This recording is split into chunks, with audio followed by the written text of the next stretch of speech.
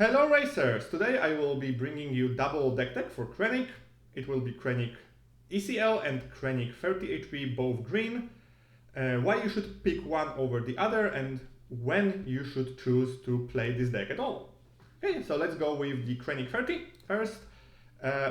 This is the deck list we created, we tested it a lot. It performed really well in the current meta. It may be one of the strongest decks, and it's definitely one of the most consistent decks. Krenick got a lot of powerful tools in set 3, and that's not the case for most leaders. But the biggest thing that he got is new Battlefield Marine, so a 2-mana 3/3 in Royal Guard Attaché. Because of the Krenick passive, he is a 3/3 for 2 mana that is basically fixing his biggest problem that was last set. In addition to this, we run strong, aggressive 2-drops that can push a lot of damage or can trade with what your opponent is playing. Then next turn we want to ramp, but we also have 2 different routes we want to do in turn 2. We can play Power of the Dark Side, with now we have access to 5 of them, because Merciless Contest on turn 2 is basically the same. And Hyung that can give you the ability to race with Sabine or trade up with slower decks. And the rest of the deck is basically the basic Krenick stuff. So we have Evaders, Mouse, Snoke, Avengers, and a little bit of removal. And Lumpikes from the previous set to fix 4 and 5 mana slot, because you will not always ramp, so then he's a perfect 4-drop. And if you ramped, he is also a really decent 5-drop, because with Krenick's ability, giving shields to stuff can be really impactful. Okay, so now let's go to the ECL list.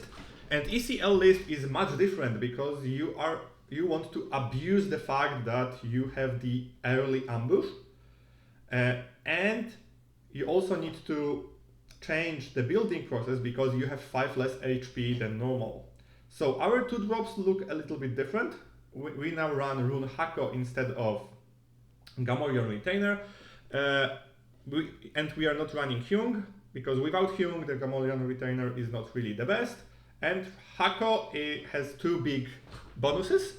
He is a 3/2, his ability is okay, but he is a villainous, so he can be pulled out with Vader.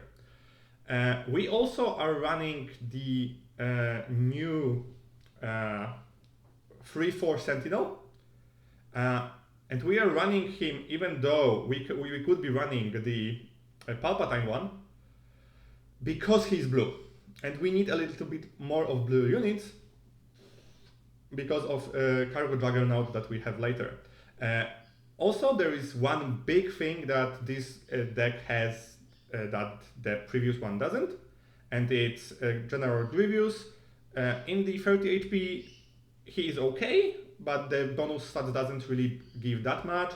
In ECL version, he is always the best ECL target versus Sabine, and versus most other decks, it can perform really, really well.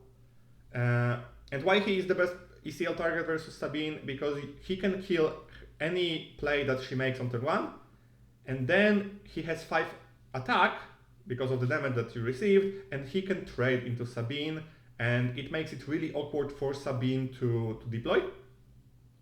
So this is one of the additions that this deck has. Also, we run Battlefield Steadfast Battalion and Husk for turn 5 powerful ECL targets, and Cargo Juggernaut mostly for the heal. But in ECL, you sometimes could ECL this, and after ECLing and killing something, it can be a 5/6 shielded unit, which makes it really, really hard to kill. And the 4 HP in this deck, it's consistent to be getting it, so it is still one of the best 6-drop that this deck can play. And the endgame is exactly the same, because this is the endgame that this is the best endgame that these colors can do. Okay, so let's talk about the minions and what we got. As I said before, Royal Guard Attaché is at 2 mana 3/3, and as we all know, Battlefield Marine is the best 2-drop still in the game, so Krenick just got access to the best 2-drop in the game. Ruthless Assassin has two things that he is doing. First, 4-1 on turn 1 is okay. It's not the best because it can easily die, but it trades up with almost anything. The second part is more important. He can be played with Vader and give Vader 6 damage to kill Obi-Wans and Sentinels that are on 6 from your opponent. And two other units that are really important are Super Laser Technician for ramp and Death Trooper. Death Trooper is still, I think, the most busted 3-drops in the game. And in Krenick he's better than other decks because he enters as a 4-1, not a 3-1.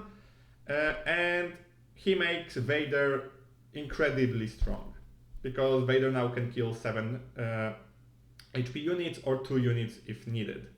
So both decks have those 4 cards in common, and I think you should always start building Krenick's decks with those 4 cards added, because how strong they are to the core of what the leader wants to do. And mid-game minions that are shared between 2 lists are Lumpike, Vader, Maul, Snoke, and Avenger. The packet of Vader, Maul, Snoke, and Avenger, I think it's an auto-include in any Krenick list, because how powerful these cards are, and you basically want to basically stall the game to the point where you can play them and just win on the fact how incredibly powerful those cards are. And I think Lumpike is also really important in the deck, mostly because he fits as a 4 and 5 drop, and 4 and 5 drops for green Villainous are not the strongest. So he's a decent statted minion that has a relevant ability, can always be played from Smuggle. You don't really want to play him, but he is the best that you have when you need to. And okay, so let's now talk about why you should pick ECL and when you should pick ECL over the 30 HP base. So ECL gives you the access to counter Sabine, a little bit better than 30 HP can, and ECL is really better versus Han, because turn 1 mercenary gunship into Sabine, she really can't safely play space. Steadfast Battalion and Gideon Husk versus the mid-game leaders can swing the game really fast, and Cargo Juggernaut for health, safety, and just security to have on 6 mana, because you can follow up then with Vader and Maul on 7, gives you the ability to not care about the 5 mana that you lost to gain ECL. With ECL, you should really not leave the ECL for the better target. If you have a really good ECL, just use it, because you will win late game, so stabilizing as fast as possible is what is the most important part while playing Krenick ECL. On the other hand, 30 HP base has stability, because you are not caring about the aggro matchups that much. Even though ECL gives you the ability to handle Sabine, the 5 HP still can be a really big detriment. And if the meta is mostly aggro, 30 HP is just a safer choice. It gives you a little bit a little bit less ability to outplay, but it gives you the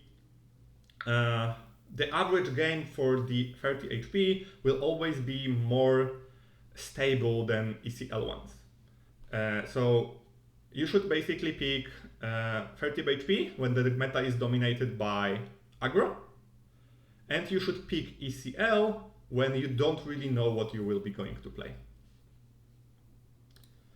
Okay, and finally, let's talk about why Krenick, what happened to the meta, and what changed between releasing Concept 3. So the biggest change is the Boba is no longer a threat because he's banned.